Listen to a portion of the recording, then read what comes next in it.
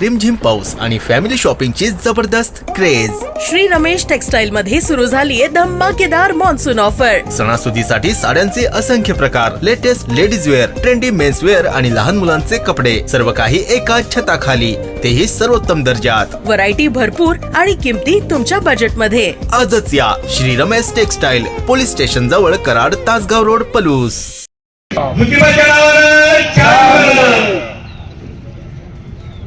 आज आपण सर्वपक्षीय जन आक्रोश मोर्चासाठी एकत्र आलो आहोत. खरं तर आजच्या मोर्चाचं स्वरूप पाहून ही आपली सुरुवात आहे आज.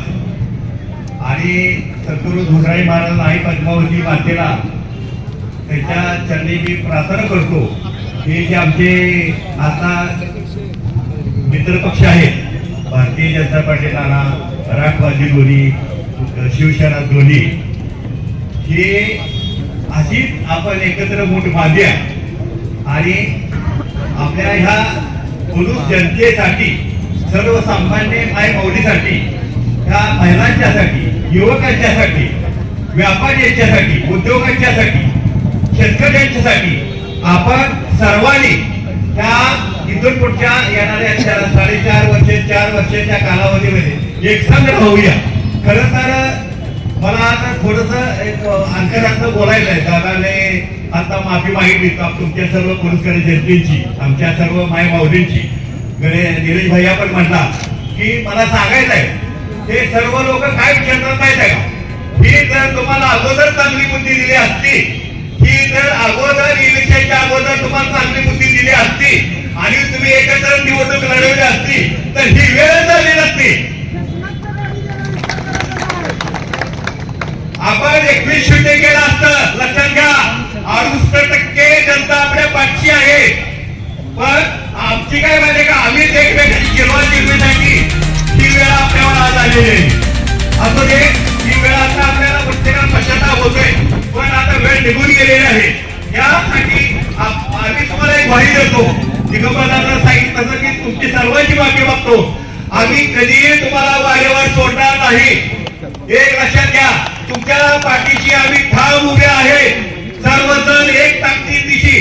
तुम्हाला जर कुणी धमकवत असेल, कोण भीती घालत असेल, कोण म्हणत असेल तुमच्या पाठीशी कोण आहे, तर आम्ही सर्वजण, खास करून नरळ्यांना, जोपर्यंत पृथ्वी जिवंत आहे, करून त्यांच्या सेवेसाठी मी सदैव तुमच्या पाठीशी आहे. लक्षात घ्या. मला सांगायचं आहे आणखी एकच की संग्राम भवन मध्ये हरकतीचे फॉर्म भरले चालू होते. 2023 साली मग ऐका, त्यावेळा भारतीय जनता पार्टी, काँग्रेस, राष्ट्रवादी सर्व पक्षांनी फॉर्म भरले होते. त्यावेळा काँग्रेसचे सगळे मिळून त्या विरोधात 1,500 फॉर्म भरले होते. कारण का, त्यावेळेला प्रशासक काळ होता, ते सत्ताधारी नव्हते. ते सत्ताधारी आता सत्तेत आहे, ज्यांनी फॉर्म भरले त्या करवाढी विरोधात. मग आता काय पळवून झालाय, आता तुम्ही सत्तेत आहात.